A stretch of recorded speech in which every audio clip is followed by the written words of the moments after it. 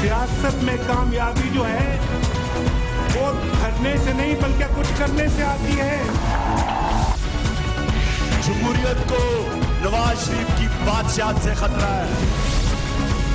मियां साहब आपके दिन गिने जा चुके। अल्ताफ हुसैन साहब से हमारा मुकम्मल कतई ताल्लुक है।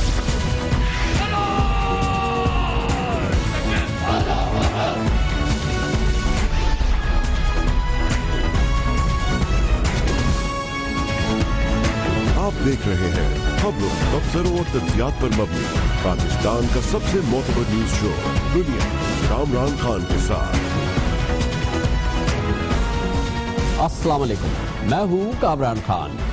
हुकूमत दहशत गर्दी के हवाले से खुसूसी कवानीन की अब मुद्दत ख़त्म हो रही है। ये कवानीन ख़त्म हो चुके हैं, फौजी अदालतें भी ख़त्म हो रही है। अब इस हवाले से एक खुसूसी एक नया जामे कानून बना रही है और इसके लिए उसको असम्बली में पेश करने की तैयारी की जा रही है।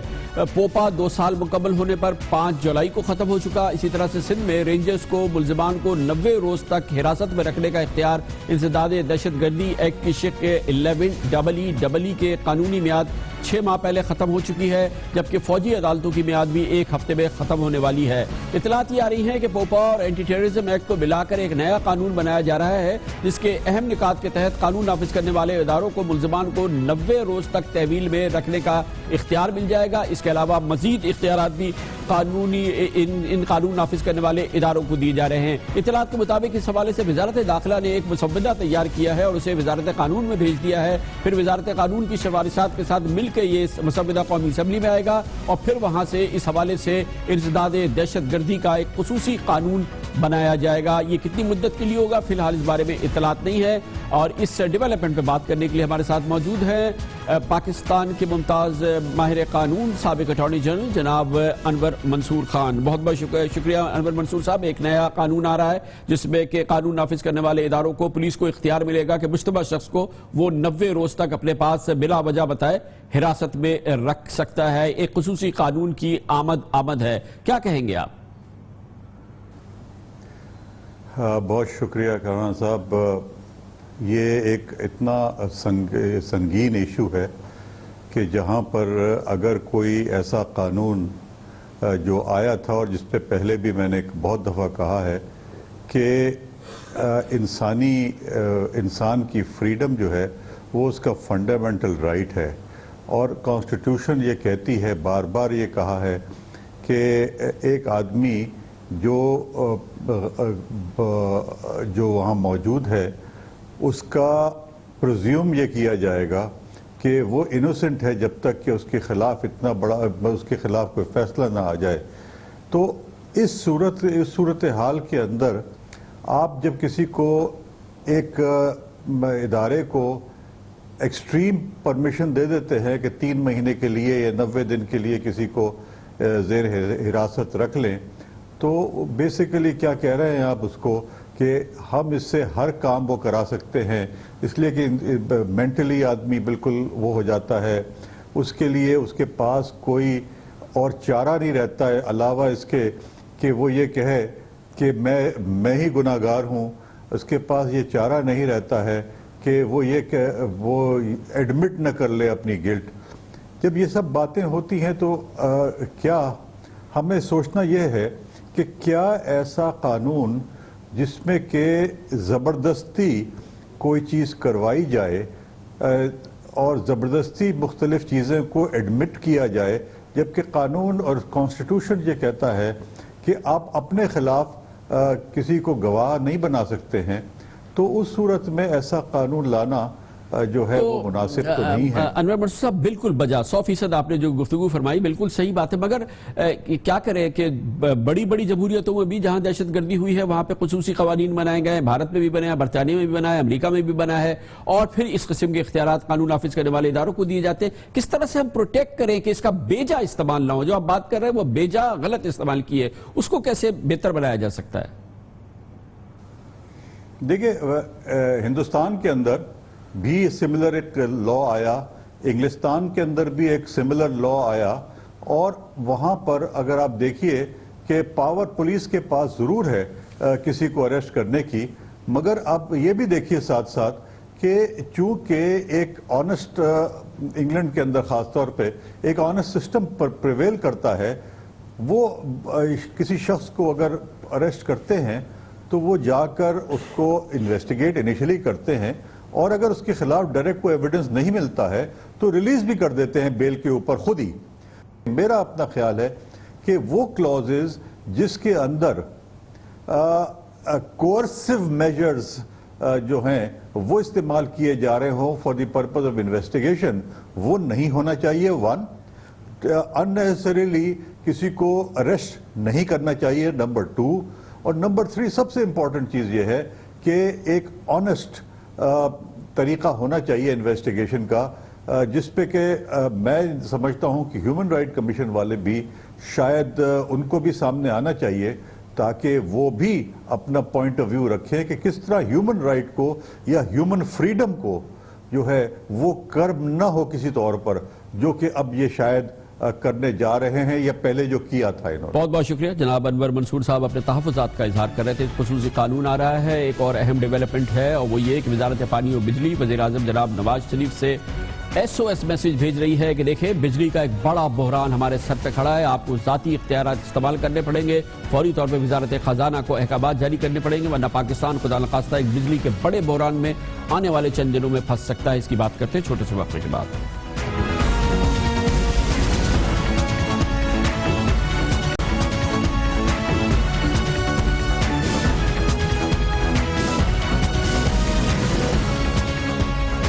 بہت اہم پیش رفت ہے وزارت پانی و بجلی کی جانب سے وزیر اعظم جناب نواز شریف کے نام ایک SOS پیغام یعنی ہنگامی خط تحریر کیا گیا ہے، جس میں انہیں اس غیر معمولی صورتحال کے بارے میں آگاہ کیا گیا ہے جس کی وجہ سے ملک کسی بھی وقت بجلی کے بڑے بحران میں گر سکتا ہے۔ وزیر اعظم سے کہا گیا ہے کہ اس سے پہلے کہ دیر ہو جائے وہ اپنے خصوصی اختیارات استعمال کرتے ہوئے فوری طور پہ مداخلت کریں۔ سیکرٹری پانی و بجلی یونس ڈھاگا نے وزیر اعظم کے پرنسپل سیکرٹری فواد حسن فواد کے نام ایک انتہائی فوری پیغام کے عنوان سے لکھے گئے خط میں کہا ہے وزارت پانی و بجلی کو ادائیگیوں کے لیے فوری طور پہ 175 ارب روپے جاری کیے جائیں۔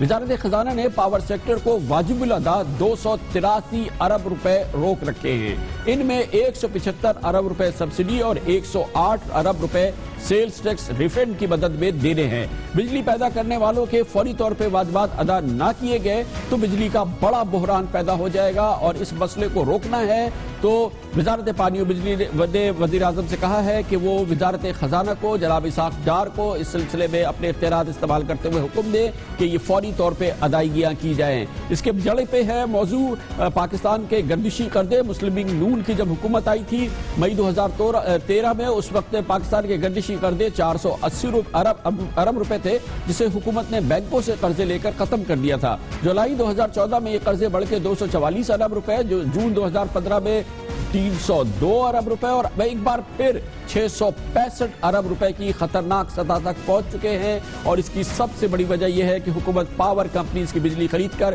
اسے قدرے کم داموں میں عوام کو فروخت کرتی ہے اور اس کی بر وقت ادائیگی نہیں کر پاتی۔ مسئلہ جو کا تو وہیں کا وہیں ہے جو کہ جب حکومت نے اقتدار سنبھالا تھا۔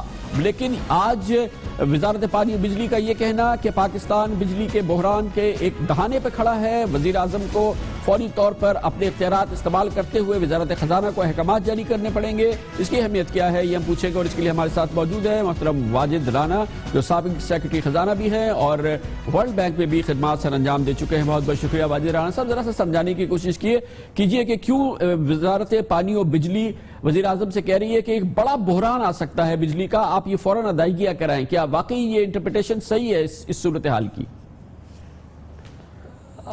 شکریہ کامران صاحب، اس میں دو تین چیزیں آپ کو مد نظر رکھنی پڑیں گی۔ ایک تو یہ کہ پاور پالیسی 2013، دوسرا انہوں نے ایک کیا تھا national tariff power tariff and subsidy guide lines 2014۔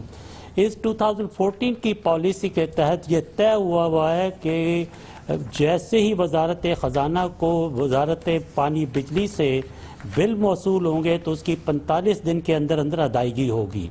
उसकी वजह बुनियादी तौर पे ये थी कि पहले भी सर्कुलर डेट इसी वजह जब इकट्ठा हो जाता था तो पूरा सिस्टम चोक हो जाता है। जब सिस्टम चोक होता है तो बिजली की पैदावार कम हो जाती है। बिजली की पैदावार कम होने से कारखाने बंद होते हैं और लोड शेडिंग बढ़ जाती है। इसलिए सिस्टम के अंदर जो फ्लो का होना है वो लाजमी तो है। वाजिद साहब ये बताइएगा, आप तो खुद वजारत खजाना में रह चुके हैं, अगर वजारत खजाना ये पैसे रिलीज नहीं कर रही, ये वक्त पे इस तमाम जो आपने मुरवजा कवानीन बताए, उसूल बताए, उसके मुताबिक तो ये रिलीज कर देने चाहिए पैसे। अगर वो नहीं रिलीज कर रहे तो आपके ख्याल में क्यों नहीं रिलीज कर रहे हैं? वो भी तो जानते हैं ना वजारत खजाना वाले कि इससे एक बहरान पैदा हो रहा है और फिर हमारे गर्दिशी कर्जे खड़े हो रहे हैं। इसको बिल्कुल रिलीज करना चाहिए। उसमें ये वजारत ख़जाना को ये समझना चाहिए कि जब उन्होंने जुलाई में जो एग्रीकल्चर ट्यूबवेल के लिए सब्सिडी ऐलान की थी तो उसकी 65 अरब रुपया इजाफी बोझ है, और इसके अलावा फाटा की सब्सिडी, AJK की सब्सिडी और बलूचिस्तान एग्रीकल्चर ट्यूबवेल्स की सब्सिडी, ये सारा मिला के अगर सिस्टम को बतदरीज रिलीज़ करते रहें तो ये बहरान कभी नहीं पैदा होता। बाकी मुल्कों में ये होता है कि जो सब्सिडी का कंपोनेंट है वो टैरिफ के अंदर एडजस्ट इस तरह किया जाता है कि वजारत ख़जाना को कहा जाता है कि जहाँ जहाँ सब्सिडी देनी है वो उसको एडवांस जमा कराए, ताकि बार बार वजारत पानी बिजली को वजारत ख़जाना से मांगना ना पड़े या इंतज़ार ना करना पड़े। तो इसलिए अगर एडवांस एडजस्टमेंट होती जाएगी उस सब्सिडी की तो फिर ये नौबत नहीं आएगी। इसकी एक वजह ये भी है ना वाजिद साहब कि अगर वजारत खजाना अदा नहीं कर रहा तो उसके पास अदायगी के लिए ये सरमाया मौजूद नहीं है, उसके पास अदायगी के लिए ये पैसे है नहीं, या वो अगर करेगा तो फिर उसकी जो बजट की प्रोजेक्शन है वो खराब हो जाएंगी। जी, उस बुनियादी वजह यह है कि अभी तो इस वक्त हर कंज्यूमर से जो 300 से ज़्यादा यूनिट इस्तेमाल कर रहा है, वजारत पानी बिजली या डिस्ट्रीब्यूशन कंपनी 3 रुपये सरचार्ज पर यूनिट रिकवर कर रहे हैं और इंडस्ट्रियल कमर्शियल एरिया से 4 रुपये पर यूनिट रिकवर कर रहे हैं। तो ये जो पैसा है बजाय इसके कि वो सब्सिडी या अदायगियों में हो, वो गालिबन बजट की फाइनेंसिंग के लिए इस्तेमाल हो रहा है ताकि कहीं डिफिसिट ज़्यादा बढ़ ना जाए। लेकिन इशू ये है कि अगर लार्जर इकोनॉमी को देखा जाए, बजाय इसके कि हम इकोनॉमी ऑफ शॉर्टेजेस की तरफ वापस चले जाएं, हम इस सिस्टम को जो बेहतर हुआ था उस सिस्टम की बेहतरी के लिए बर वक्त अदायगियाँ करें और अदायगियों का एक ऐसा सिस्टम हो कि कभी इस तरह का गैप पैदा ना होने पाए।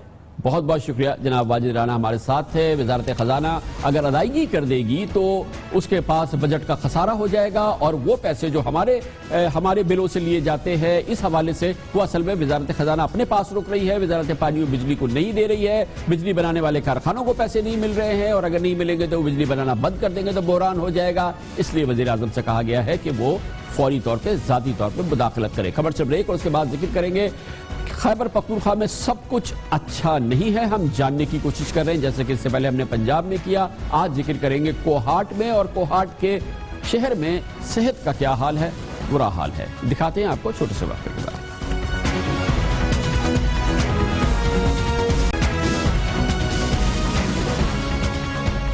मुल्क में तब्दीली आए हुए पाकिस्तान के 2013 के इंतखाबात के बाद तकरीबन 3.5 साल हो गए हैं। हम मुख्तलिफ सूबों में इन तब्दीलियों की वजह से जो हालात पैदा हुए हैं वो देखने की कोशिश कर रहे हैं। हमने इससे पहले पंजाब के मुख्तलिफ शहरों का दौरा किया था, वहाँ के अस्पतालों की सूरत हाल का जायज़ा लिया था। अब हम खैबर पख्तूनख्वा के छोटे शहरों में जा रहे हैं। आज हम रुख कर रहे हैं कोहाट का।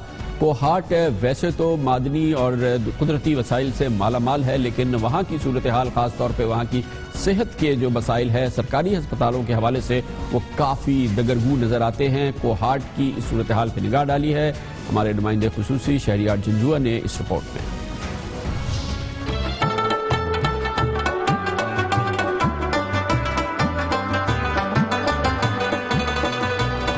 कोहाट खैबर पख्तूनख्वा के जनूबी अजला का गेट वे कहलाता है, जिसकी आबादी तकरीबन 10 लाख है, लेकिन ये शहर आज तक सेहत की बुनियादी सहूलतों से महरूम है।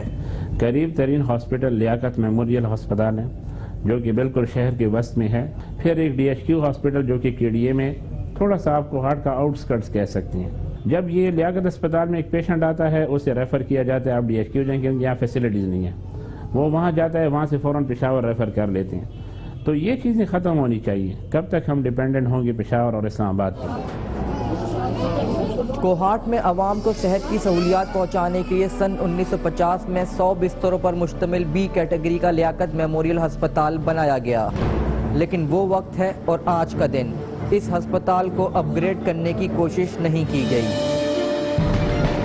دیواروں سے جھڑتا پلاسٹر, خطرناک دراڑیں کسی بھی وقت حادثے کا سبب بن سکتی ہیں. اس کے علاوہ غلاظت اور گندگی کا یہ حال ہے کہ مریض تو کیا, اس کے ساتھ آنے والے افراد بھی بیمار پڑ سکتے ہیں. فارمیسی سے دوا ملنا تو دور کی بات, لیب سے بنیادی ٹیسٹ کروانا بھی ناممکن ہے. دوسری جانب ہسپتال میں آئے لوگوں کا کہنا ہے کہ ہر قسم کی دوا اور ٹیسٹ باہر سے ہی کروائے جاتے ہیں. لیبارٹری ہے لیکن اس کے باوجود آپ کو کہتے ہیں کہ یہاں پہ مت کرواؤ, باہر جاؤ. باہر یہاں پہ الٹراساؤنڈ ہوتا ہے, کہتے ہیں یہاں پہ مت کرواؤ, باہر جاؤ. اس کے اپنے بندے یہاں پہ ہیں, آپ کو اپنے ہاتھ سے پکڑ کے لے کر جاتے ہیں. انتظامیہ نے اسپتال کی حالت بہتر کرنے کے بجائے سال 2003 میں اسے بچوں اور عورتوں کے علاج معالجے کے لیے مختص کر دیا. سال 2003 میں ہی ڈسٹرکٹ ہیڈ کوارٹر ہسپتال قائم کیا گیا, جہاں سارا زور شاید بلڈنگ کی خوبصورتی پر ہی دیا گیا. جلد ہی یہاں ٹراما سینٹر کا بھی افتتاح متوقع ہے. لیکن اس ٹراما سینٹر سمیت پورے کوہاٹ ڈسٹرکٹ میں کسی بھی سرکاری ہسپتال میں MRI اور CT اسکین جیسی بنیادی ٹیسٹ کرنے والی مشینیں ہی نہیں ہیں.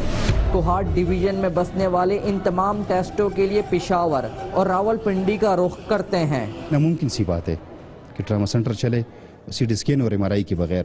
جب ایک پیشنٹ یہاں پر آئے گا زخمی حالت میں, ہیڈ انجری ہوگی اس کو, اور CT اسکین سے پتہ چلے گا کہ یار یہ کیسے کیا ہوا, کون سی آپریشن کرنا ہے, کہاں کا آپریشن کرنا ہے, تو وہ پشاور جائے گا CT اسکین کے لیے, پشاور سے واپس آئے گا. تو کیوں آئے واپس ہو؟ ہر بندہ یہی سوچے کہ میں بڑے سے بڑے ہسپتال جاؤں, تو بڑے سے چھوٹے ہسپتال کون آتا ہے پھر؟ کوہاٹ شہر سے تقریباً 20 کلومیٹر کے فاصلے پر اس ضلع کی پسماندہ تحصیل لاچی واقع ہے. یہاں پر صحت کی سہولیات کو بہتر بنانے کے لیے لاچی کے بیسک ہیلتھ یونٹ کو اپ گریڈ کر کے ہسپتال بنایا گیا. لیکن 3 سال سے زائد کا عرصہ گزر گیا. تحصیل لاچی کا یہ ہسپتال کروڑوں روپے کی تمام تر مشینری ہونے کے باوجود بند پڑا ہے. تھوڑی سی بخار بھی ہونا تو ہم مریض کو باہر کوہاٹ ڈسٹرکٹ پہ لے کے جاتے ہیں. ایسے مریض میں ہیں کہ ہمیں وہی راستے میں آدھے راستے میں وہ دم توڑ چکے ہیں. وہ تقریباً ہر چیز ادھر کمپلیٹ ہے, OT ہے, مشینری آئی ہوئی ہے. اگر یہ چیز سٹارٹ ہوئے تو ہمارے لیے فیوچر میں کم از کم ہم سے پہلے جو تکلیفی تھی وہ آنے والی نسلوں کے لیے کم از کم فیسلٹی بن جائے گی.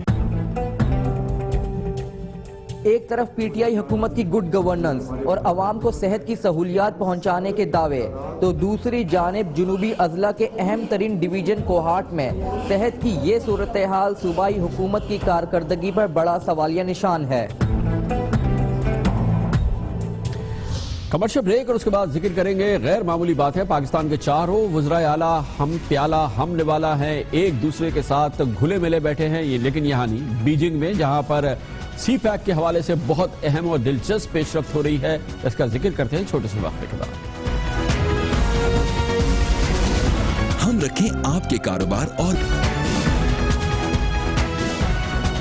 بڑی اچھی خوبصورت سی پیش رفت ہے اور چین کی حکومت اس کی روح رواں ہے. پاک چین اقتصادی راہداری منصوبے کے حوالے سے پاکستان کے صوبوں کے تحفظات یا جذبات ٹھنڈے ہو رہے ہیں اور اس کے لیے بیجنگ میں جمع ہیں وفاقی وزیر منصوبہ بندی جناب احسن اقبال اور ان کے ساتھ پاکستان کے چاروں صوبوں کے وزرائے اعلیٰ. گلگت بلچستان کے وزیر اعلیٰ بھی اس میں شامل ہیں, چین میں موجود ہے, جہاں وہ پاکستان اور چین حکام کے ساتھ مل کے جوائنٹ کوآپریشن کمیٹی کے اجلاس میں شریک ہے. اور جیسے کہ میں نے آپ سے کہا کہ اس حوالے سے تمام تحفظات دور کیے جا رہے ہیں, جذبات ٹھنڈے ہو رہے ہیں اور ایک غیر معمولی سین ہے جو دیکھنے میں آ رہا ہے. اور چین نے یہ کوشش کی ہے کہ پاک چین اقتصادی راہداری منصوبہ جو کہ پورے خطے کے لیے گیم چینجر ہے, پاکستان میں بھی اس حوالے سے ہم آہنگی برقرار رہے. اس پورے موضوع پر بات کرنے کے لیے براہ راست بیجنگ جائیں گے, جہاں پر موجود ہیں وزیر منصوبہ بندی جناب احسن اقبال. بہت بہت شکریہ احسن اقبال صاحب. فرمائیے گا کیا اہمیت ہے اس بات کی کہ چاروں وزیر اعلیٰ اور گلگت بلتستان کے وزیر اعلیٰ سب وفاقی حکومت مل کے بیجنگ میں موجود ہیں اس وقت؟ سی پیک کی چھٹی JCC کا اجلاس بیجنگ میں منعقد ہو رہا ہے. اس میں پاکستان کی طرف سے ایک اعلیٰ سطحی وفد شریک ہے اور وفاقی حکومت نے خاص طور پہ صوبوں کے وزراء اعلیٰ کو اس اجلاس میں شرکت کی دعوت دی ہے تاکہ ہم چین کے حکام کو یہ بتا سکیں کہ پاکستانی قوم، پاکستان کی وفاقی حکومت، پاکستان کی صوبائی حکومتیں، ہم سب سی پیک پر عمل درآمد کے لیے اور سی پیک کی کامیابی کے لیے پرجوش ہیں اور پوری قوم اس پر متفق ہے.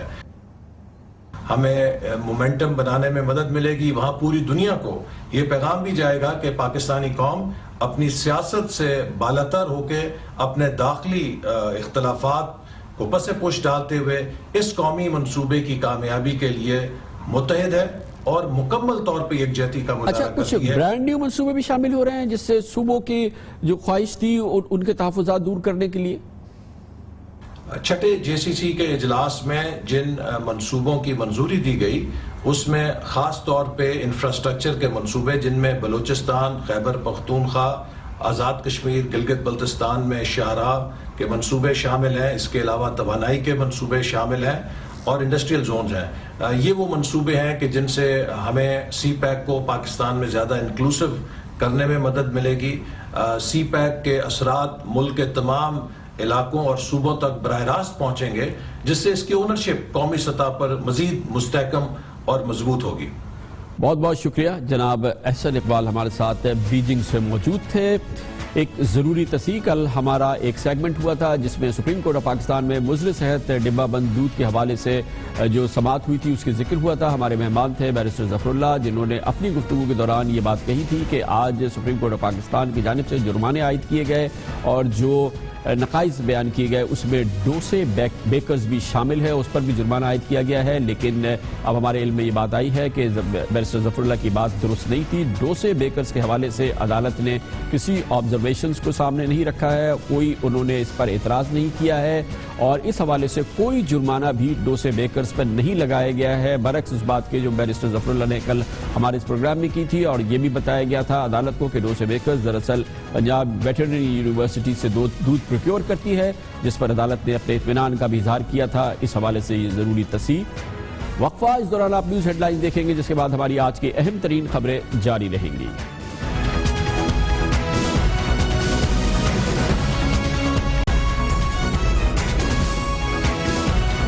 آپ دیکھ رہے ہیں خبروں، تبصروں اور تجزیات پر مبنی پاکستان کا سب سے معتبر نیوز شو دنیا، کامران خان کے ساتھ. Welcome back. پوری دنیا میں ایک ماحول بن رہا ہے جس میں کہ وہ لوگ جو کہ اپنے ممالک میں پورے ٹیکس ادا نہیں کرتے یا اپنے اثاثوں کو اپنے ممالک میں ٹیکس اتھارٹیز کے سامنے ظاہر نہیں کرتے وہ غیر محفوظ سمجھ رہے ہیں، کیونکہ پوری دنیا میں ایسے اثاثوں کو رکھنا اب مشکل سے مشکل ہوتا جا رہا ہے. پاناما لیکس نے اس بات کی گواہی دی ہے، لیکن اس حوالے سے قوانین بن رہے ہیں، اب تمام ملک ایک دوسرے کے ساتھ جڑ رہے ہیں اور اس چیز کو ناممکن بنا رہے ہیں. اسی پوری صورتحال میں یہ بات پیدا ہو رہی ہے کہ وہ پاکستانی جن کے اثاثے پاکستان کے باہر ہے اور وہ پاکستان کی ٹیکس اتھارٹیز کو ڈکلیئر نہیں ہوئے ہیں، اب وہ غیر محفوظ پاکستانی شاید پاکستان آنا چاہے اگر ان کو اس سلسلے میں کوئی مراد مل سکے یا وہ باعزت طریقے سے اپنا سرمایہ، اپنا اثاثہ پاکستان واپس لا سکے. پاکستان میں حکام اس بات سے آگاہ ہیں اور وہ سمجھتے ہیں کہ یہ موقع ہے، گولڈن اپرچونٹی ہے. پاکستان اربوں ڈالر واپس منگا سکتا ہے، اپنے پاکستانیوں کے اثاثے واپس لا سکتا ہے، مگر یہ صرف اسی صورت میں ہو سکتا ہے جب پاکستان اس سلسلے میں کوئی ایمنسٹی کا اعلان کرے، کوئی ٹیکس ایمنسٹی دی جائے ان پاکستانیوں کو جن کے اثاثے بیرون ملک ہے، چاہے وہ پراپرٹیز کی شکل میں ہے یا کسی بھی کاروبار کی شکل میں ہے یا کیش ان کے پیسے وہاں موجود ہیں. تو اس پر اطلاعات کے مطابق کام ہو رہا ہے اور بہت سیریس کام ہو رہا ہے اور اس حوالے سے اطلاعات یہ ہے کہ حکومت ایک بڑی جامع ٹیکس ایمنسٹی لانے والی ہے.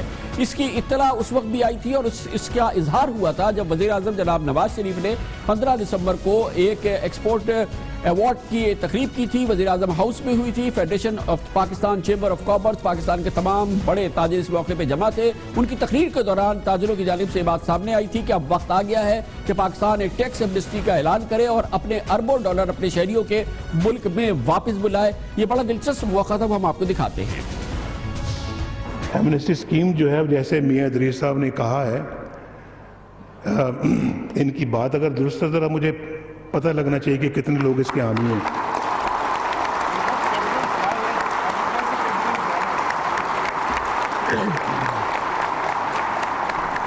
جو نہیں حامی وہ تالیاں بجائیں.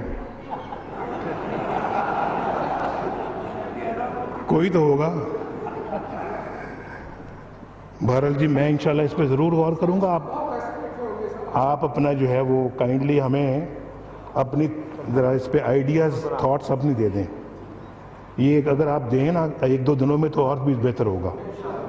آپ مشورہ بھی کر لیں.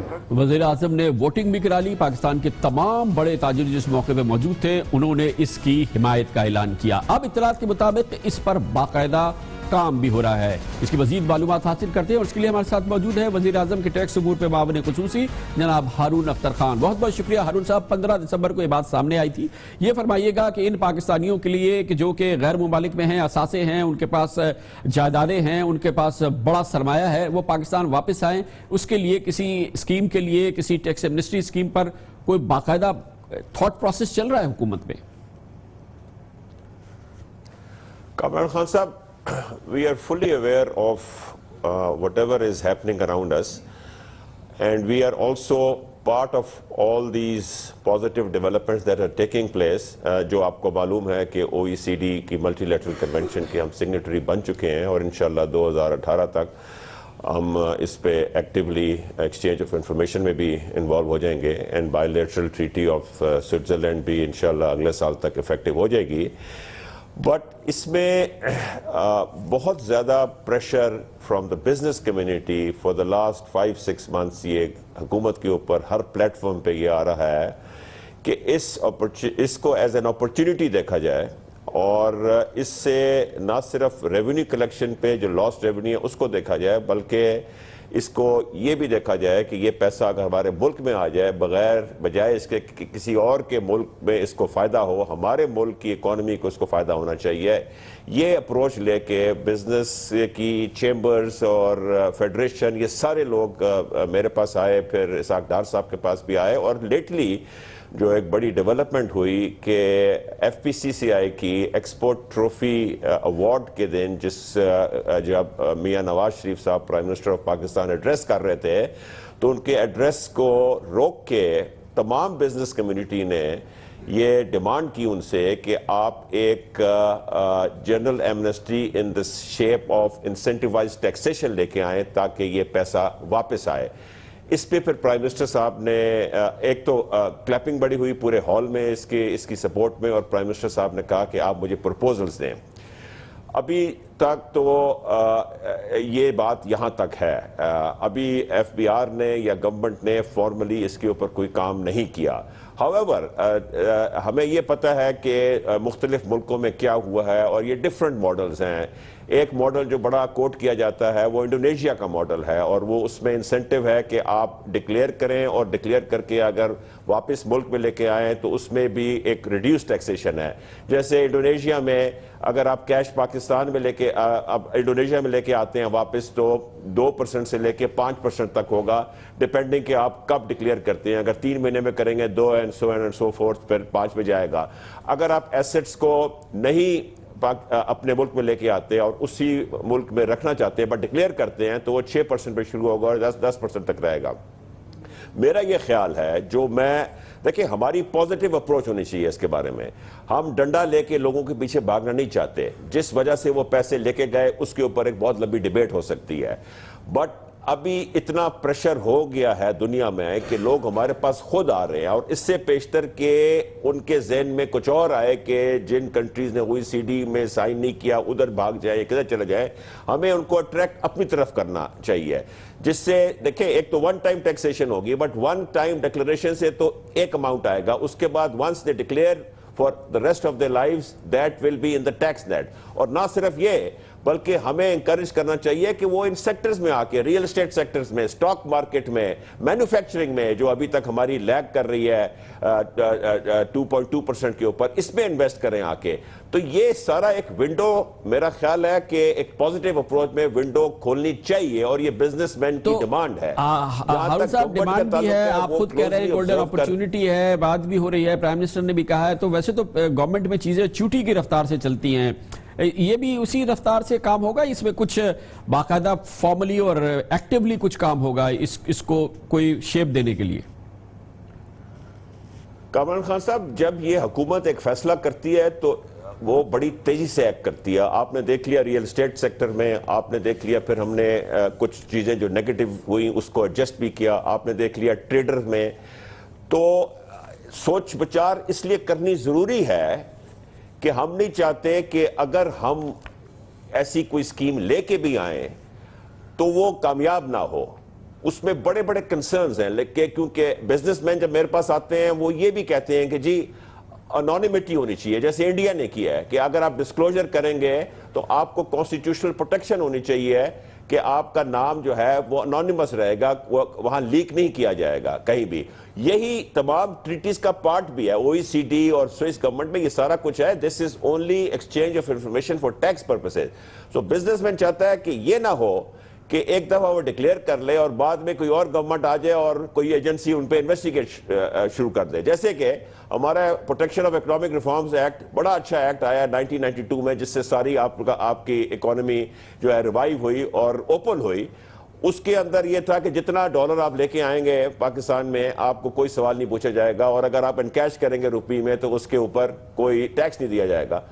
بعد میں مختلف ایجنسیز نے اپنے اپنے لاز کو انٹرپریٹ کر کے انویسٹیگیشن بھی شروع کر دی، سارا کچھ شروع کر دیا. اور اب یہ جو ہوتا ہے انویسٹر یہ ڈائلیما میں ہو جاتا ہے کہ ایک دفعہ آپ ایک لا بناتے ہیں کہ بھئی مجھ سے سوال نہیں پوچھا جائے گا، اور کل کو آپ ایک اور چیز کرتے ہیں جس سے سوال پوچھے جاتے ہیں، تو یہ گھبراہٹ ہوتی ہے. تو جو کچھ بھی اگر گورنمنٹ لائے گی یا سوچے گی تو ایسی ہوگی کہ لوگوں کا کانفیڈنس آئے کہ ہاں جی they really mean business, they really want this money to come into Pakistan, tax pay کریں، ڈاکیومنٹ کریں، فلانے سیکٹر میں لائیں، اور اس کے بعد کوئی سوال نہیں پوچھا جائے گا. تو اس کے لیے کرنے کے لیے آدمی کو بڑی سوچ بچار کی ضرورت ہوتی ہے. اچھا یہ بتائیں کہ صرف ابھی ٹارگٹ آپ کا بیرون ملک پاکستانیوں کے اثاثے ہیں، پاکستان کے اندر بھی تو یہ کھربوں روپے کے اثاثے اور کیش اور یہ تمام چیزیں موجود ہیں. جب آپ اکانومی کو ڈاکیومنٹ کر ہی رہے ہیں اور یہ انسینٹیو دے رہے ہیں، تو یہ پاکستان کے اندر جو اس طرح بڑا انڈاکیومنٹڈ سرمایہ ہے، اس کے لیے کوئی اسکیم میں گنجائش نہیں ہوگی؟ کامران خان صاحب، بائی اینڈ لارج جو ڈیمانڈ ہے وہ فورن ایسٹس کی ہے. بٹ جب ہم نے ٹریڈر سے نیگوشیٹ کیا تھا، جب ہم نے ریئل اسٹیٹ سیکٹر سے نیگوشیٹ کیا تھا، ان کی تھرو آؤٹ یہ ڈیمانڈ تھی کہ آپ ایک جنرل ایمنسٹی دیں. اور جو ابھی لیٹسٹ ڈیمانڈ پرائم منسٹر صاحب سے FPCCI کے فورم سے کی گئی ہے، اس میں لفظ جو استعمال کیا گیا ہے کہ وہ جنرل کا کیا گیا ہے، which means everything inside or outside Pakistan. سو اس وقت یہ سچویشن ہے، ابھی یہ سارا it is all up in the air. اچھا پاکستان OECD کا تو حصہ بن گیا، اس نے سائن کر لیا، لیکن اب آپ جس ملک کے ساتھ بائی لیٹرل سائن کریں گے معاہدہ، تو اس سے آٹومیٹک آپ جو آپ کے شہری ہیں ان کے اثاثے یا ان کے بینک اکاؤنٹس تک آپ کو ایکسس حاصل ہوگی. یہ بائی لیٹرلی ہوگا. ابھی UAE کے ساتھ آپ سائن کرنے جا رہے ہیں یا اور کن ممالک کے ساتھ آپ کا یہ معاہدہ ہو گیا ہے؟ کامران خان صاحب، ساری سب بائی لیٹرلز کی جو اوور رائڈنگ چیز ہے، جو سب کچھ انکمپس کرتی ہے، that is the multilateral convention of supported by the OECD countries. اس کے اندر ہم 104th ممبر ہیں سائن کرنے کے لیے. اس وقت تک افیکٹو یہ چیز نہیں ہوگی جب تک ہم اپنی ریڈینس شو کریں اپنے لاز میں اور اپنے سسٹمز میں، جس کا پروسیس شروع ہو چکا ہے. اس کے اندر تو تقریباً دنیا کی تمام کنٹریز جو ہیں وہ شامل ہوں گی. آہستہ آہستہ آئیں گی. کچھ کنٹریز 2017 میں آ رہی ہیں، کچھ 2018 میں آئیں گی، and so on and so forth. And this is automatic exchange of information. جہاں کسی کو ریزیڈنسی پتہ چلی اور وہ اس کنونشن میں ہے تو آٹومیٹکلی وہ انفارمیشن اس کی ریزیڈنٹ کنٹری میں چلی جائے گی. جو بائی لیٹرل ہماری سوئس گورنمنٹ کے ساتھ ہے وہ انفارمیشن آن ڈیمانڈ ہے. بٹ کیونکہ یہ ذرا کمپلیکیٹ ہو جاتا ہے، کیونکہ سوئٹزرلینڈ بھی OECD کا ممبر ہے، تو جب یہ OECD افیکٹو ہو جائے گی تو وہ OECD اس کو اوور رائڈ کر دے گی کیونکہ وہ آٹومیٹک ایکسچینج آف انفارمیشن ہے. So bilateral will not be important anymore. OECD multilateral convention will be the overriding vehicle used to exchange information. اچھا گویا آپ یہ کہہ رہے ہیں کہ اب یہ ناممکن ہو جائے گا کسی بھی ملک میں ان ٹیکسڈ اثاثے رکھنا کسی بھی غیر ملکی کے لیے, اور وہ پھر ڈکلیئر ہو جائیں گے 2 سال میں, یہ تقریباً ناممکن ہو جائے گا. اس لیے اب آپ اس اسکیم کی بات کر رہے ہیں اور یہ ایک سنہری موقع ہے کیونکہ اب ماحول ایسا بن گیا ہے. کامران خان صاحب آپ نے بالکل صحیح کہا. اب this is a global village. Even in Pakistan آپ کو معلوم ہے کہ بینامی ٹرانزیکشن پروہیبیشن ایکٹ جو ہے وہ پارلیمنٹ نے تقریباً اپروو کر لیا, نیشنل اسمبلی نے کر لیا, سینٹ ابھی کرنے والی ہے انشاءاللہ. آپ کا اینٹی منی لانڈرنگ ایکٹ میں بھی بہت ساری چینجز آئی ہیں. FBI کی تمام ایجنسیز جو ہیں اس کے اندر انویسٹیگیٹو ایجنسیز بن گئی ہیں. انفارمیشن ٹیکنالوجی کا دور ہے اور انٹرنیشنل جو یہ OECD سارا ہو رہا ہے تو گھیرا تنگ ہو رہا ہے. میں as a business man Hare forum میں جا کے اپنے ساتھیوں کو یہی کہتا ہوں کہ آپ تیاری شروع کر لیں. It's a matter of time. باغ میں بھاگ دوڑ نہ کریں, بعد میں کوئی ہیلپ نہیں کر سکے گا بیکاز یہ ساری انفارمیشن کمپیوٹر میں ایک دفعہ جنریٹ ہو گئی تو کوئی اس کو ختم نہیں کر سکتا. تو آپ کی بات بالکل صحیح ہے. It's a matter of time. It will come and I think جتنی جلدی اس کی تیاری کریں اتنا ہی بہتر. اچھا ہارون صاحب, اس وقت پاکستان میں جو انڈاکیومنٹڈ ان ٹیکسڈ اور جو کالے دھن کی جو موومنٹ ہوتی ہے اس میں بڑے ڈینومینیشن کے نوٹ استعمال ہوتے ہیں. 5,000 کا نوٹ استعمال ہوتا ہے. پاکستان ملک ہے جہاں 40,000 کا ایک بانڈ بھی ہے جو کہ استعمال ہوتا ہے. یہ سارا انڈاکیومنٹڈ اکانومی جو ہے یہ بڑے ان ڈینومینیشنز کے ساتھ موو کر رہا ہوتا ہے. حکومت کے پاس ذہن میں کہ پہلے تو ہم یہ 5,000 کا نوٹ ختم کریں, یہ 40,000 کا بانڈ ہے یہاں پہ, اس کو ختم کریں. کامران خان صاحب میری آپ سے اس پہ بات ہوئی تھی جب انڈیا کی نئی اسکیم آئی تھی اور اس وقت ہمیں شک و شبہات تھے کہ انہوں نے بہت جلدی ایک نی جرک ریئیکشن کیا ہے اور اس کا بڑا بیک لیش آیا ہے. میرا خیال ہے کہ اس سٹیج پہ اس وقت تو گورنمنٹ کا کسی قسم کا کوئی پلان نہیں ہے. اسپیشلی یہ 5,000 روپی نوٹ کا تو کوئی پلان نہیں ہے. پرائز بانڈ 40,000 میں نے آپ کو بتایا تھا کہ ٹیکس ریفارم کمیشن کی ایک ریکمنڈیشن ہے اور اس کو کسی سٹیج میں اسٹڈی کیا جا سکتا ہے. اس وقت کسی قسم کا اس کے اوپر کوئی پلان نہیں ہے ان کو ایلیمینیٹ کرنے کا. اچھا ہارون صاحب یہ بتائیے گا کہ یہ بھی خبریں ہیں کہ وہ پاکستان میں یہ مراحت حاصل ہے, یہ کنسیشن حاصل ہے کہ وہ پاکستانی جو 6 ماہ سے زیادہ بیرون ملک رہتے ہیں وہ نان ریزیڈنٹ پاکستانی ہو جاتے ہیں. اس طرح سے ان کو پاکستان میں کوئی ٹیکس ریٹرن فائل نہیں کرنا پڑتا, انہیں اپنے کہیں کے اثاثے ظاہر نہیں کرنے پڑتے اس ملک میں بھی جہاں پر وہ نہیں ہوتے ہیں اور یہاں پر بھی نہیں ہے. اطلاعات یہ ہیں کہ یہ بہت اہم چیز ہے جس پر حکومت نظر ثانی کرنے جا رہی ہے اور یہ جو مراحت حاصل ہے یا یہ جو ایک بڑا کنسیشن حاصل ہے جن لوگوں کو یہ واپس لینا چاہتی ہے حکومت. ایبسلیوٹلی کامران خان صاحب بہت اچھا نقطہ آپ نے اٹھایا ہے اور اس کے اوپر کافی ڈیبیٹ بھی ہو چکی ہے اور ان فیوچر میرا خیال ہے یہ ڈیفینیشن ضرور چینج ہوگی تاکہ یہ مس یوز نہ ہو سکے. اور اس کے اندر ڈفرینٹ پرپوزلز ہیں. 183 ڈیز کو کم کیا جائے یا لاسٹ 3 ایئرز کی ایوریج لی جائے جس طرح کے دوسرے ملکوں میں ہوتا ہے تاکہ لوگ اس کو as a tool to avoid tax نہ استعمال کریں. اچھا اب یہ ساری چیزیں جو آپ سے ابھی ڈسکس ہو رہی ہے مسلسل, یہ جو آپ نے تازہ ترین بات کی ہے نان ریزیڈنٹ پاکستانیز کے حوالے سے اور یہ جو اسکیمز اور یہ ساری چیزیں جو ہے, ہم کیا اس کا کوئی ٹائم ہورائزن رکھے؟ آئندہ بجٹ سے پہلے, آنے والے بجٹ سے پہلے اس سلسلے میں اعلانات ہوں گے, چیزیں سامنے آ جائیں گی اور اس حوالے سے دھن جو ہے وہ کلیئر ہو جائے گی اور ایک نیا بجٹ جو ہوگا وہ اس میں حکومت کے پاس ہوگا سرمایہ زبردست ان اسکیموں کی وجہ سے اور ایک ٹیکس کی چھوٹ وغیرہ آئے گی. پارٹلی ہوگی جی. اتنا اس وقت میں صرف اسپیکولیٹ ہی کر سکتا ہوں بٹ میں اتنا ضرور کہہ سکتا ہوں having been in FBR in revenue division for 1.5 years کہ کچھ نہ کچھ تبدیلی اس نیکسٹ فائنینس ایکٹ میں آئے گی and we will start moving towards that direction. اور جو ہم ابھی باتیں کر رہے ہیں ان میں سے کچھ سٹیپس مٹیریلائز ہوں گے انشاءاللہ. بہت بہت شکریہ جناب ہارون اختر خان, بہت ہی امپورٹنٹ اور زبردست باتیں تھیں جو ہم سے شیئر کر رہے تھے اور یہ اس وقت ہو رہا ہے جب پاکستان کے حوالے سے بین الاقوامی میگزینز میں, بین الاقوامی جرائد میں, میڈیا میں پاکستان کی اکانومی کے بارے میں, پاکستان کے موجودہ حالات کے بارے میں بہت ہی حوصلہ افزا خبریں آ رہی ہیں اور یہ پاکستان کے لیے ایک غیر معمولی دلچسپ اور خوش کن بات ہے کہ انٹرنیشنل میڈیا پاکستان کے بارے میں اچھی بات بھی کر رہا ہے. دنیا کا مانا جانا فوربس میگزین اپنی تازہ ترین رپورٹ میں کہتا ہے کہ پاکستان سٹاک مارکیٹ نے 2009 سے اب تک 400% तरक्की की है और पाकिस्तान स्टॉक मार्केट में रवा साल में 40% का तारीखी इजाफा हो चुका है। वो कहता है कि ये दुनिया में कहीं देखने में नहीं आया। और आज ही फोर्ब्स मैगजीन कहता है कि स्टॉक मार्केट की तरह दीगर माशी आशारिये भी पाकिस्तान के उनमें नुमाया बेहतरी नजर आ रही है। इस साल पाकिस्तान की मईशत ने 6% की शरह से तरक्की की, जो कि पिछले साल की 4.8% थी। उसके मुकाबले में ये एक खातिर ख्वाह इजाफा है। फोर्ब्स कहता है, फोर्ब्स ये भी कहता है कि इस साल पाकिस्तान में अफरात ज़र यानी इन्फ्लेशन की शरह 4% तक महदूद रही, जो कि 4 साल पहले सिर्फ 10% तक थी, लेकिन अब वो 4% तक आ गई है। ये भी फोर्ब्स ने नोट किया है कि 10 साल तवील मुद्दती बॉन्ड्स जिन पे 8% मुनाफे की आजकल पेशकश की जा रही है, 4 साल पहले 12.5% मुनाफा दिया जाता था, लेकिन उसके बावजूद भी ये पाकिस्तानी बॉन्ड्स अभी पुरकशिश समझे जाते हैं। इस तरह से मजमूई तौर पर फोर्ब्स मैगजीन कहता है कि पाकिस्तान में हालात माशी हवाले से, कारोबारी हवाले से बहुत ज़्यादा अच्छे नज़र आते हैं। और इसके हवाले से फोर्ब्स मैगजीन की ताज़ा तरीन रिपोर्ट और फिर हुकूमत की ये थॉट प्रोसेस है, जिसमें लग ये रहा है कि हुकूमत एक एमनेस्टी स्कीम तैयार कर रही है और उसका टारगेट है वो पाकिस्तानियों के अरबों डॉलर के असासे जो पूरी दुनिया में फैले हुए हैं उनको पाकिस्तान वापस लाया जाए। और ये मौका सुनहरी इसलिए है कि पूरी दुनिया में ये बहुत मुश्किल होता जा रहा है इन असासों को अपने पास रखना और उनकी होम कंट्रीज को डिक्लेयर ना करना।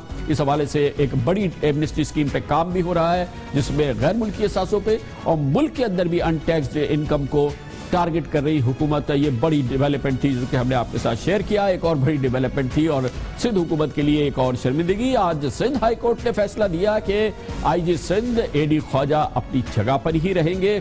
सिंध हुकूमत उन्हें न तब्दील करे ना ही उन्हें रुख्सत करे और इस हवाले से AD ख्वाजा को अपना काम करने दे। बहुत अच्छी खबर है, इसकी बात करते हैं छोटे से वक्फे के बाद।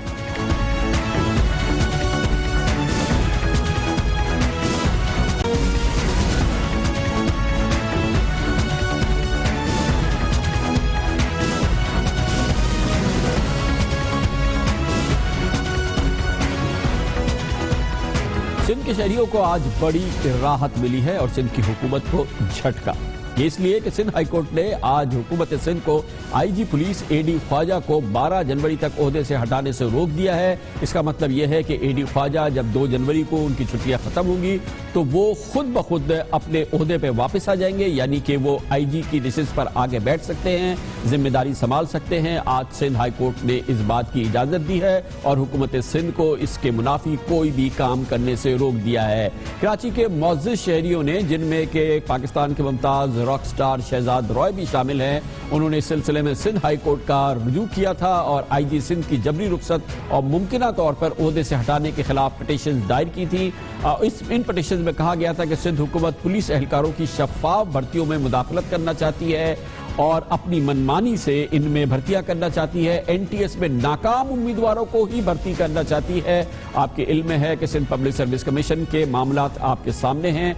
ये भी पिटीशन में बात की गई थी कि IG सिंध AD ख्वाजा को जबरी रुखसत और उनकी मुमकिना तौर पर क़ब्ल ओहदे से हटाना पुलिस ऑर्डर 2002 की खिलाफ वर्जी, और ये बहुत अहम मामला है जो कि इस अदालत में पहुंचा है। पुलिस ऑर्डर 2002 के आर्टिकल 12 के मुताबिक सूबाई पुलिस के सरबराह यानी IG पुलिस की तैनाती 3 साल के लिए होती है। इससे कबल उसे वफाकी हुकूमत तब्दील कर सकती है या पब्लिक सेफ्टी कमीशन की सिफारिश पे वो तब्दील हो सकते हैं। सूबाई हुकूमत IG सिंध को IG को हटा ही नहीं सकती, हाँ वफाक को दरख्वास्त जरूर भेज सकती है। मगर हुआ क्या है कि IG सिंध AD ख्वाजा को सिंध हुकूमत ने अंग्रेज दौर के 155 साल पुराने एक्ट 1861 की सेक्शन 7 के मुताबिक ओहदे से हटाने की कोशिश कर रही है। और ये वो शिक है 140 साल पुराने कानून की, जिसके जरिए हुकूमत सिंध ने यह मुमकिन बनाया कि सिंध में गुज़िश्ता 9 साल दौरे पीपल्स पार्टी की हुकूमत में तकरीबन 7 IG चेंज कर चुकी है। और ये वही कानून है जिसके तहत हिंदुस्तान में रियासती यानी सूबाई हुकूमत किसी भी वक्त IG पुलिस को मुअत्तल कर सकती थी। इस हवाले से एक और बहुत अहम बात है कि नेक्टा की साबिक डायरेक्टर अनीता तुराब के केस में सुप्रीम कोर्ट ने रूलिंग दी थी, अगर कानून में किसी की तैनाती की मुद्दत मखसूस हो तो ऐसी मुद्दत का एहतराम किया जाना चाहिए, इससे कबल इसे तब्दील नहीं किया जाना चाहिए। मगर सिंध का तो निराला ही अंदाज है। यहाँ के वज़ीर आला सैयद मुराद अली शाह कह चुके हैं और AD ख्वाजा के मामले में तो उनकी गुफ्तगू सुनने से काबिल रखती थी। IG छुट्टी पे है, ऐसे होता है मुस्तकिल। अब मैं क्या करूँगा, क्या क्या नहीं है। मुल्क जो है बगैर फॉरेन मिनिस्टर के चल रहा है। आपको वो नजर नहीं आ रहा है? मुल्क के लोगों को बहुत परेशानी की एक छोटी सी चीज है, और अगर कोई एक छुट्टी पर चला जाते तो क्या वो मामलात रुक जाएंगे? ऐसा नहीं होता, वो मामलात सही चल रहे हैं, ऐसा कोई मसला नहीं है। आईजी साहब छुट्टी पे गए हैं 15 दिन की, छुट्टी पे गए, उन्होंने खुद दरखास्त दी है छुट्टी की, बहुत क्लियरली। या उनसे पूछ लिया अगर उनको भेजा है किसी ने ज़बरदस्ती, तो खुद उन्होंने दरखास्त दी, छुट्टी पे गए हैं। और किसी भी अफसर को बदलना प्रेरोगेटिव है सूबाई हुकूमत का, इसमें कोई वजूहत नहीं होती है। अच्छे अफसर सारे पुलिस में 21 ग्रेड में जो आ जाता है, 21 या 22 ग्रेड का आईजी लगता है। जो अफसर 30-35 साल सर्विस करने के बाद 21 या 22 ग्रेड में आता है तो उस लेवल पे होता है ना, उसको प्रमोट मैं नहीं करता हूँ। 21 ग्रेड की प्रमोशन तो प्राइम मिनिस्टर करता है, तो उन्होंने उस काबिल समझा होगा तो उसी में से कोई होगा, कोई 17 ग्रेड वाला है। क्या बात है सैयद मुराद अली शाह साहब की, आईजी का जाना न जाना क्या फर्क पड़ता है? इसीलिए तो हमने सिंध में 9 साल में 8 आईजी बदल दिए। इस पर बात करते हैं, उसके लिए हमारे साथ मौजूद हैं पिटिशनर्स के वकील जो कि आज सिंध हाई कोर्ट में ये फैसला लेकर आए हैं, ये हुक्म लेकर आए हैं, जनाब फैसल सिद्दीकी। बहुत बहुत शुक्रिया फैसल सिद्दीकी साहब। ये बताइएगा कि दरअसल मामला ये है कि हुकूमत सिंध फिलहाल जो कानून चला रही है, जिस कानून से पुलिस का निज़ाम चला रही है, वो 1800 का कानून है। सन 2002 के कानून को उसने एक तरफ रख दिया, जिसकी बेस पर वो हर चंद महीनों के बाद आईजी बदल देते हैं, पुलिस के सरबराह बदल देते हैं, जिसको चाहे बदल देते हैं, जिसको चाहते हैं ले आते हैं। जी ये बात दुरुस्त है, लेकिन ये कॉन्स्टिट्यूशनली दुरुस्त नहीं है, क्योंकि जब इन्होंने 2011 में पुलिस ऑर्डर 2002 को रिपील किया, 2011 के एक्ट से, वो ये नहीं कर सकते थे, इसलिए क्योंकि एक प्रोविंशियल लॉ एक फेडरल लॉ को रिपील नहीं कर सकता। वो इसलिए नहीं कर सकता क्योंकि जो पुलिस है वो आता है विद इन क्रिमिनल लॉ, और क्रिमिनल लॉ अभी भी लोग नहीं जानते, एक कंकरेंट सब्जेक्ट है। इस पे मजलिस शूरा के पास भी जुरिस्डिक्शन है और सिंध असेंबली के पास भी है, और ये लिखा हुआ है आर्टिकल 142B में। तो बुनियादी तौर पे जो सिंध गवर्नमेंट ने 2011 में रिवाइव किया 1861 का एक्ट, वो कॉन्स्टिट्यूशनली गलत किया, और 2002 का पुलिस ऑर्डर अभी भी नाफिज है हमारी नज़र में। गोया कि हमारे पास कानून मौजूद है जो इस किस्म के ऑफ द कफ फैसलों को रोकता है। अगर 2002 के इस कानून पर इतलाक किया जाए तो ये मुमकिन नहीं है कि आप एक आईजी को 6 महीने में, 9 महीने में, साल बार घर भेज दें या किसी भी सीनियर ऑफिसर को कर दे। सिर्फ उसको एक तरफ रख दिया गया, और अदालत में आप यही लेके जा रहे हैं बात को कि पाबंद किया जाए हुकूमत सिंध को कि वो सन 2002 के पुलिस ऑर्डर पर अमल करे ताकि इस किस्म के फैसले ना हो सके। जी बिल्कुल, और इसका बुनियादी मकसद ये है कि हम ये चाहते हैं कि हमारी पुलिस के ऊपर डेमोक्रेटिक कंट्रोल तो हो, लेकिन वो पॉलिटिसाइज ना हो। इसके लिए ज़रूरी है कि वो ऑटोनमस हो पॉलिटिसाइजेशन से, लेकिन at the same time accountable हो टू इंडिपेंडेंट इंस्टीट्यूशंस। जो 2002 का ऑर्डर है वो ऑटोनॉमी देती है पुलिस को, क्योंकि वो इन तमाम पुलिस ऑफिसर को एक टेन्योर देती है सर्विस का, उनको आर्बिट्रेरली हटाया नहीं जा सकता 3 साल का, और वो उनको अकाउंटेबल भी बनाती है, क्योंकि जो चीज़ नहीं इम्प्लीमेंट हुई 2002 के ऑर्डर में कि उसमें वेरियस कमीशंस बनने थे, safety commissions, police complaints authority बननी थी, जिसके थ्रू जो इंडिपेंडेंट बॉडीज़ होती, जिसके थ्रू यही पुलिस जो ऑटोनमस है वो अकाउंटेबल भी होती। तो हमें एक डेमोक्रेटिकली कंट्रोल पुलिस चाहिए, लेकिन हमें एक पोलिटिसाइज पुलिस नहीं चाहिए। अच्छा ये फरमाइएगा, आज जो हुक्म आया है सिंध हाई कोर्ट का, चीफ जस्टिस जनाब सजा अली शाह ने जो हुक्म दिया है, उसके मुताबिक 2 जनवरी को जनाब एडी ख्वाजा की जो छुट्टी है वो ख़त्म हो रही है। 2 जनवरी को वो ऑटोमेटिक आईजी की हैसियत से काम करना शुरू कर सकते हैं, अपने दफ्तर जा सकते हैं और आईजी के जो काम है वो कर सकते हैं। अब उनको नहीं रोका जा सकता। देखिए, जहाँ तक हमें मालूम है, जो नोटिफिकेशन हमारे हाथ में, उसमें तो 30 दिसंबर तक उनकी लीव है, और उस 30 दिसंबर तक एडिशनल आईजी को चार्ज दिया गया। तो एडी ख्वाजा अभी भी आईजी तो हैं, सिर्फ वो लीव पे। खतरा ये था कि ये जो जिस किस्म की बातें और जो आपने भी सुनाई हो रही थी, तो इनका डिफैक्टो रिमूवल हो गया है, और जो फॉर्मली 30 दिसंबर के बाद हो जाएगा। तो अब इस फैसले के नतीजे में ये होगा कि जब 30 दिसंबर को उनकी छुट्टी ख़त्म होगी तो उनको अपना ओहदा दोबारा शुरू करना चाहिए, और उनको हमारी नज़र में, पिटिशनर्स की नज़र में, गवर्नमेंट का आईजी नहीं बनना चाहिए, लोगों का आईजी बनना चाहिए। बिल्कुल ठीक है, और 31 दिसंबर को फिर वो ये काम शुरू कर सकते हैं। अब ये उन पर इखलाकी जिम्मेदारी भी है, कोर्ट का हुक्म भी है। जी बिल्कुल, बहुत बहुत शुक्रिया जनाब फैसल सिद्दीकी। बेहतरीन फैसला, बेहतरीन हुक्म सिंध हाई कोर्ट का। एडी ख्वाजा 31 दिसंबर को दोबारा आईजी के दफ्तर जाएं, आईजी की जिम्मेदारी उसी अंदाज से सरअंजाम दे, और हुकूमत सिंध उनका कुछ नहीं बिगाड़ सकती। वो आईजी की हैसियत से काम करते रहेंगे, अपना जवाब लेके जरूर जाएं। 12 जनवरी को सिंध हाई कोर्ट में विफाक भी लेके जाए, सिंध हुकूमत भी जाए, उसके बाद देखा जाएगा तो क्या है। शहरियों के लिए बेहतरीन दिन, बेहतरीन खबर, हुकूमत सिंध के लिए एक और सुर्खी, एक और शर्मिंदगी, एक और मामला। कमर्शियल ब्रेक, उसके बाद जिक्र करेंगे अदालतों पे वैसे दबाव बहुत है, सियासतदान अदालतों को शदीद दबाव में ला रहे हैं, उसकी उनकी अपनी वजूहात है, लेकिन नए चीफ जस्टिस ऑफ पाकिस्तान जनाब साकिब निसार पर इस वक्त फोकस ज्यादा है, दबाव ज्यादा है, परेशानी की सूरत हाल है। इस पर बात करते हैं छोटे से वक्त के बाद।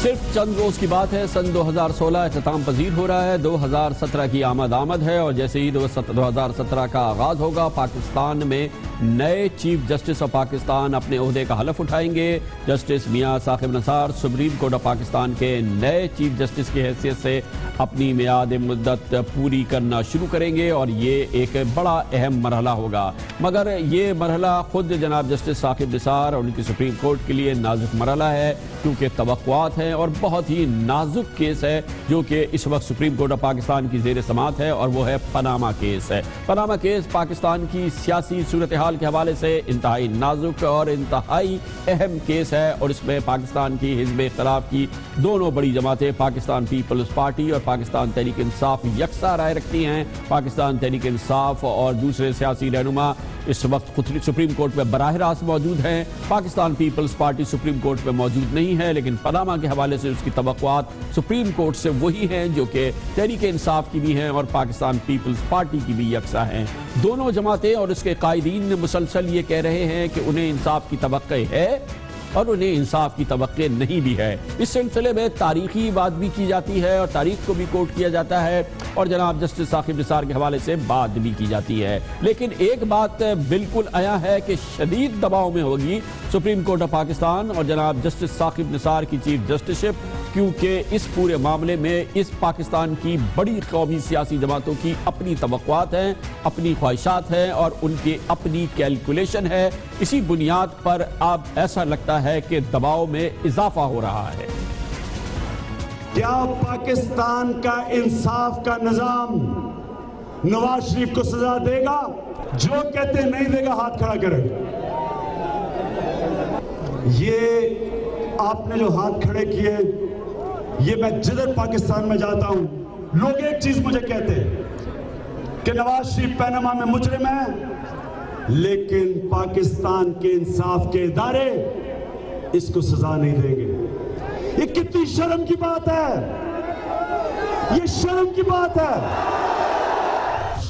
लोगों के अंदर क्या तासुर जा रहा है कि पाकिस्तान में ताकतवर को पाकिस्तान का इंसाफ का निजाम नहीं पकड़ सकता, सिर्फ कमजोरों को पकड़ता है। इसलिए इस मुल्क के अंदर कभी ताकतवर डाकू पकड़े ही नहीं गए। जो मर्जी जुर्म करना करो। लोगों को खौफ भी है ये कि अब तक इतना लंबा क्यों चल गया है कि एक स्ट्रेट फॉरवर्ड पनामा में इंकशाफात हुए और इतनी देर तो चलना नहीं चाहिए था। हमारा अदलिया की तारीख सबसे खौफनाक है। जब नवाज शरीफ की असेंबली स्टोरी गए तो उसको बहाल कर दिया गया, और जब नवाज शरीफ ने खुद अदालत पर हमला करवाया तो अदालत ने उसको क्लीन चिट दे दी। अदलिया ने तो हमारे साथ कभी इंसाफ नहीं किया। देखना है कि आज पाकिस्तान के साथ इंसाफ करते हैं या नहीं। मियां नवाज शरीफ साहब को तारीख में कभी सजाएं नहीं मिलती, उनके केसेस नहीं सुने जाते इस तरह। وہ تو عدالتوں پہ حملے کر دیتے ہیں تو عدالتیں ہنس کے ٹال دیتی ہیں. ان کو تو سزائیں اگر کبھی دینی پڑ جائیں تو ٹائم کنڈون کر کے, لمبا چوڑا ٹائم کنڈون کر کے بھی ان کی سزائیں ریورس کر دی جاتی ہیں. آج کیا سوچ ہو رہی ہے, کیا ڈیبیٹ ہو رہی ہے؟ اللہ کی قسم اسپیکر صاحب تکلیف ہو رہی ہے یہ چیزیں سن کے, پریشانی آ رہی ہے کہ جی اب تو کیا ہے, اب تو جی چیف جسٹس بھی اپنا آ رہا ہے. او توبہ, یہ آپ نہیں کہتے ہوں گے, لوگوں میں ڈسکشن ہو رہی ہے. اب کیا ہوگا؟ یہ ملک قوم کے لیے خطرناک ہے. یہ وہ ماحول ہے جس میں پاکستان کی عدلیہ کی سب سے اہم ترین اور سب سے معزز شخصیت اپنا دور شروع کرنے والی ہے. چیف جسٹس آف پاکستان جناب میاں ثاقب نثار کی چیف جسٹس کی حیثیت سے آئندہ سال کے شروع میں, آئندہ چند دنوں کے اندر وہ اپنے عہدے کا حلف اٹھائیں گے. ایک جانب یہ پورا ماحول ہے, یہ امیدیں ہیں, یہ خواہشات ہیں, یہ توقعات ہیں پاکستان کی تمام بڑی قومی سیاسی جماعتیں جو کہ حزب اختلاف میں ہیں ان کی ہے. دوسری جانب ایک اور ماحول بن رہا ہے جو کہ سوشل میڈیا پہ سامنے آ رہا ہے, اور یہ بھی ایک تکلیف دہ صورتحال ہے کیونکہ پچھلے کچھ عرصے سے نامزد چیف جسٹس جناب جسٹس ثاقب نثار کے بارے میں پروپیگنڈا کیا جا رہا ہے, جس کے بعد بہرحال آج حکومت حرکت میں آئی ہے. اٹارنی جنرل آف پاکستان نے آج وزارت داخلہ اور انفارمیشن ٹیکنالوجی کے سیکرٹریز کو خط لکھ کر ذمہ داروں کے خلاف کارروائی کا مطالبہ کیا ہے. اٹارنی جنرل اشرف اوصاف کے خط میں کہا گیا ہے کہ سوشل میڈیا پر جعلی تصاویر کے ذریعے نامزد چیف جسٹس کی کردار کشی کی جا رہی ہے. تصویر میں نواز شریف اور صدر ممنون حسین کے ساتھ بیٹھی جس شخصیت کو نامزد چیف جسٹس ظاہر کیا جا رہا ہے وہ تو دراصل اقبال ظفر جھگڑا ہے. ایسا پروپیگنڈا قابل سزا جرم ہے, ذمہ داران کے خلاف فوری کارروائی کی جائے. مگر پاکستان کے شہریوں کے لیے یہ ایک نازک موقع ہے. سوچنے کی بات ہے کہ اگر پاکستان کے نامزد چیف جسٹس کے ساتھ یہ ہو سکتا ہے, پاکستان کے چیف آف آرمی سٹاف کے ساتھ سوشل میڈیا پہ ہو سکتا ہے, پاکستان کے وزیر اعظم کے ساتھ ہو سکتا ہے, پاکستان کے سیاسی رہنماؤں کے ساتھ ہو سکتا ہے, ایک عام پاکستانی کے ساتھ سوشل میڈیا پہ کیا ہو رہا ہوگا اور ریاست کیسے کچھ نہ کرنے کے قابل ہوگی. لیکن نامزد چیف جسٹس جناب جسٹس ثاقب نثار نے اس سلسلے میں ایک بہت اہم بیان دیا ہے, بہت حوصلہ افزا بات کی ہے, اور بن حیث القوم ہمیں کانفیڈنس ہونا چاہیے کہ وہ جو بات کہہ رہے ہیں وہ اس پر عمل کریں گے, اور یہ پاکستانیوں کے لیے ایک اچھا عہد ہے جو کہ جناب جسٹس ثاقب نثار نے اپنا عہدہ سنبھالنے سے چند روز قبل کیا ہے.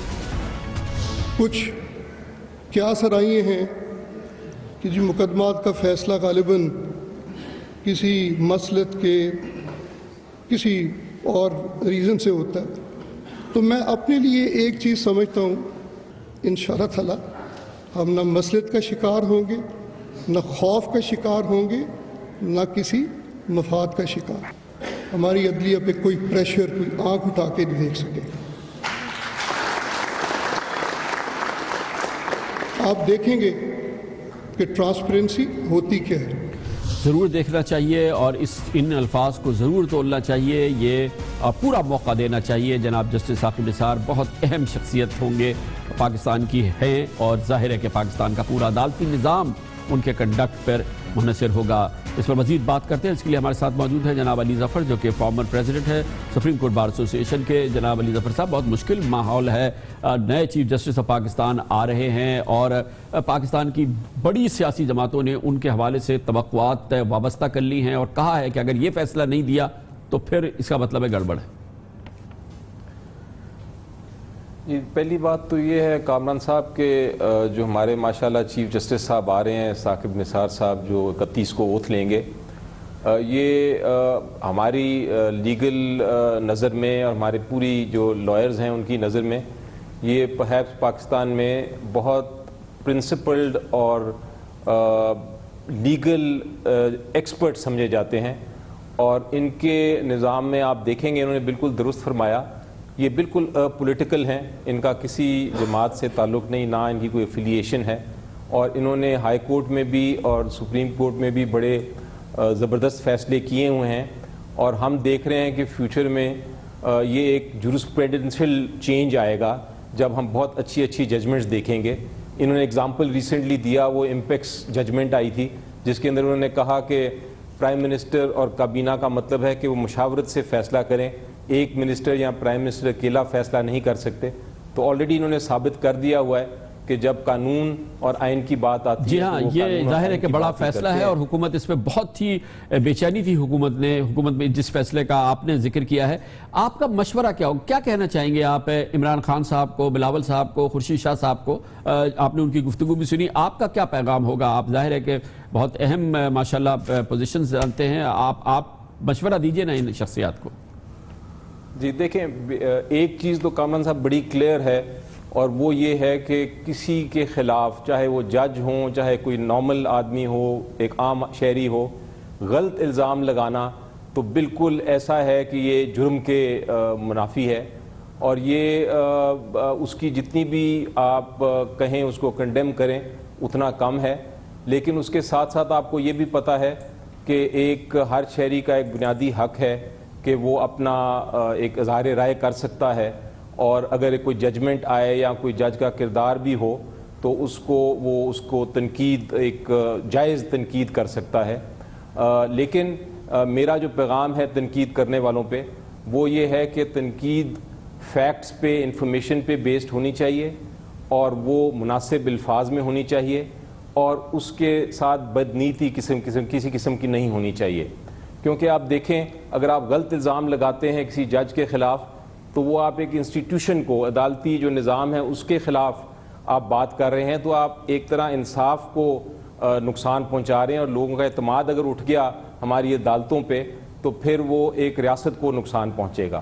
تو اس لیے یہ بہت، جب جج کی بات کریں، ججمنٹس کی بات کریں تو بہت سوچ سمجھ کے بات کرنی چاہیے. اسپیشلی ہمارے پولیٹیکل لیڈرز جن کو ہم دیکھتے ہیں، جن کو ہم فالو کرنا چاہتے ہیں اور جن کو ہزاروں لوگ فالو کر رہے ہیں، جب وہ اس طرح غلط تنقید کریں یا غلط الزامات لگائیں تو پھر بڑا افسوس بھی ہوتا ہے، اور اس کے ساتھ ساتھ ریاست کو نقصان پہنچتا ہے. بالکل صحیح کہا جناب، بالکل صحیح فرمایا جناب علی ظفر، بہت بہت شکریہ. بہرحال کچھ تلخ ماضی ہے اور کچھ ماضی کی حقیقتیں ہیں جو بہرحال ہمارا پیچھا کرتی رہتی ہیں. کمرشل بریک اور اس کے بعد ذکر کریں گے آج کے ایک اور اہم پیش رفت تعلق عدلیہ سے ہی ہے. لاہور ہائی کورٹ نے آج ڈی ٹی ایچ نیلامی جو پیمرا نے کی تھی، پاکستانیوں کو فوری طور پہ کچھ ماضی مستقبل قریب میں ڈی ٹی ایچ مل جائے، وہ اب شاید ممکن نہیں ہے.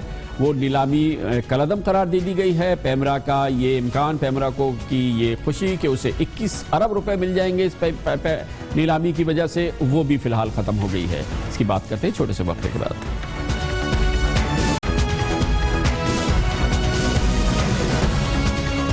Welcome back. پاکستانیوں کی امید اور خواہش کہ وہ بھی دنیا کے دوسرے ممالک کی طرح سے ڈائریکٹ ٹو ہوم سروس یعنی ڈی ٹی ایچ سروس کی وجہ سے کے ذریعے ہزاروں ٹیلی ویژن چینلز دیکھ سکیں گے اور اس سے محظوظ ہو سکیں گے، بہترین کوالٹی دیکھ سکیں گے. فی الحال ان کی یہ خواہش دم ٹوٹ گئی ہے کیونکہ لاہور ہائی کورٹ کی فل بینچ نے آج فیصلہ کیا ہے اور اس نیلامی کو کالعدم قرار دے دیا ہے جو پیمرا نے کی تھی ڈی ٹی ایچ لائسنسز دینے کے لیے. لاہور ہائی کورٹ کی آج فل کورٹ نے یہ فیصلہ کیا ہے اور یہ کہا ہے کہ پیمرا کا یہ قانون یا پیمرا کا یہ کہنا کہ وہ لوگ جو کہ آلریڈی لائسنس ہولڈر ہیں، جو کہ ٹیلی ویژن چینل چلاتے ہیں، وہ ڈسٹریبیوٹرز نہیں بن سکتے، ان کو ڈی ٹی ایچ لائسنس نہیں دیا جا سکتا. یہ غیر قانونی ہے اور اسی بنیاد پر آج لاہور ہائی کورٹ نے یہ فیصلہ دیا ہے.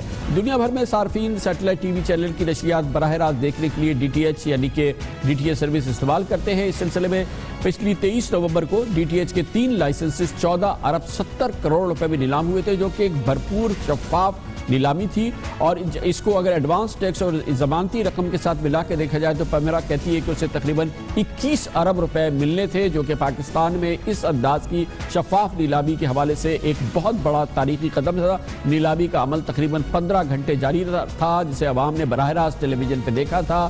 اس کے علاوہ پیریسکوپ پر بھی براہ راست اس کو پیمرا نے نشر کیا تھا. یقینی طور پر یہ ایک بہت ہی اچھی پیش رفت تھی جو ہوئی ہے، مگر بہرحال لاہور ہائی کورٹ کا یہ کہنا ہے کہ پیمرا کو یہ اختیار نہیں کہ وہ موجودہ لائسنس ہولڈرز کو جن کے پاس ٹیلی ویژن چینلز کے لائسنسز ہیں اس کو اس نیلامی کے عمل سے روکے، اور کیونکہ ان کو روکا گیا ہے یہ ایک غیر قانونی عمل ہے اور اس لیے اس کو مسترد کیا گیا ہے. اور اب پیمرا کہتی ہے کہ وہ اس فیصلے کے خلاف اپیل کرنے سپریم کورٹ آف پاکستان جا رہی ہے. اس پر بات کرتے ہیں اور اس کے لیے ہمارے ساتھ موجود ہیں پیمرا کے لائر اور پاکستان کے نامور ماہر قانون جناب سلمان اکرم راجہ. بہت بہت شکریہ سلمان اکرم راجہ صاحب. کیوں کیا پیمرا نے لائسنس ہولڈرز کو جن کے پاس پہلے ٹیلی ویژن لائسنسز ہیں ان کو شامل ہی کیوں نہیں کیا؟ آج اسی بنیاد پر لاہور ہائی کورٹ نے اسٹرائک ڈاؤن کر دی نا آپ کی نیلامی. دیکھیں یہ میڈیا کے حوالے سے تمام دنیا میں یہ بات سمجھی جاتی ہے کہ ملکیت اگر کم ہاتھوں میں آ جائے میڈیا انٹرپرائزز کی، وہ خواہ چینل ہو یا وہ ڈسٹریبیوشن نیٹ ورکس ہوں، کیبل ہو یا ڈی ٹی ایچ ہو، تو اس کا بالآخر نقصان ہوتا ہے عوام کو، کیونکہ آوازیں کم ہو جاتی ہیں۔ میڈیا ریگولیشن کا مقصد یہ ہے کہ زیادہ سے زیادہ آوازوں کو عوام تک پہنچایا جائے۔ اگر میڈیا کے تمام حصوں کو چند مخصوص گروپ ہی کنٹرول کریں گے تو ان مخصوص گروپوں کا جو نقطۂ نظر ہے وہی عوام تک پہنچے گا۔ اس مقصد کو سامنے رکھتے ہوئے پیمرا نے یہ فیصلہ کیا تھا، ایک ضابطہ ترتیب دیا تھا کہ براڈ کاسٹر جو ہیں وہ براڈ کاسٹنگ کریں، اپنے مواد کو اگر وہ بھیجنا چاہتے ہیں لوگوں تک کسی بھی ذریعے سے تو بھیجیں، لیکن ڈسٹریبیوشن لائسنس کے لیے، جس کا یہ مطلب ہے کہ ایک چینل جو براڈ کاسٹر ہے وہ اپنے حریف چینلوں کا مواد بھی نشر کر سکے گا، اس میں ممانعت عائد کی گئی تھی کہ آپس میں ایک لیکن راج صاحب اس میں ایک اہم بات یہ ہے کہ پیمرا نے یہ بھی کہا تھا کہ جن کو یہ ڈی ٹی ایچ لائسنس ملے گا اس کے ساتھ ہی اسے ایک چینل کا لائسنس بھی مل جائے گا، گویا کہ ڈسٹریبیوٹر کو براڈ کاسٹر تو چینل خود ہی پیمرا خود ہی بنا رہی تھی۔ نہیں دیکھیں وہ بڑے محدود پیمانے پہ تھا کہ 4 یا 5 چینل وہ لا سکے گا، اس کا مقصد صرف یہی تھا کہ مختلف جو D T H platform ہیں ان میں تفریق اگر کوئی کرنا چاہے، مثال کے طور پہ ایک D T H platform کوئی سپورٹس کے چینل دینا چاہتا ہے، دوسرا تاریخ یا کلچر کے دینا چاہتا ہے، لیکن 3-4 چینل صرف، یہاں ہم بات کر رہے ہیں سینکڑوں چینلوں کی، اس میں 2-3 چینل صرف پلیٹ فارمز میں تفریق کے لیے کہے گئے تھے۔ اصل مقصد یہی تھا کہ براڈ کاسٹر کو اور ڈسٹریبیوٹر کو علیحدہ رکھا جائے۔ لاہور ہائی کورٹ نے یہ کہا ہے کہ جو پیمرا آرڈیننس ہے 2002 وہ اس عمومی ضابطے کی اجازت نہیں دیتی، لیکن یہ ساتھ ہی یہ کہا ہے کہ فردن براڈ کاسٹرز کے کیس کو دیکھ کر آپ کچھ کو خارج کر سکتے ہیں اور کچھ کو اجازت دے سکتے ہیں نیلامی میں آنے کی۔ تو گویا اب آپ اس کے خلاف اپیل کرنے جا رہے ہیں، اس فیصلے کے خلاف؟ جی بالکل، اپیل کا میری گفتگو ہوئی ہے ابصار عالم صاحب سے، چیئرمین پیمرا، ان کا یہی ارادہ ہے کہ اپیل کی جائے، کیونکہ وہ یہ سمجھتے ہیں کہ اس فیصلے کی بنیاد پر آگے نہیں بڑھا جا سکتا۔ اگر کچھ براڈ کاسٹرز کو باہر رکھا جائے گا، جیسا کہ اس فیصلے نے کہا ہے کہ کیس بائی کیس بیسس پہ پیمرا فیصلہ کرے، تو ایک لامتناہی سلسلہ مقدمہ بازی کا شروع ہو جائے گا۔ ایک چینل جس کو باہر رکھا جائے گا وہ کہے گا میرے ساتھ زیادتی ہوئی ہے، جس کو اجازت دی جائے گی وہ اس کی حیثیت فرق ہوگی۔ لہذا اگر تو ڈی ٹی ایچ نے پاکستان میں آنا ہے تو اس فیصلے کی نظر ثانی سپریم کورٹ کے ذریعے ضروری ہے۔ بہت شکریہ۔ بہرحال ڈی ٹی ایچ پاکستانیوں کو چاہیے، ڈی ٹی ایچ کو تو ضرور آنا ہے۔ اس کے ساتھ ہی ہمارے آج کے پروگرام کا اختتام ہوتا ہے۔ کل آپ سے پھر ملاقات ہوگی، کل تک کے لیے کامران خان کو اجازت، اللہ حافظ ناصر۔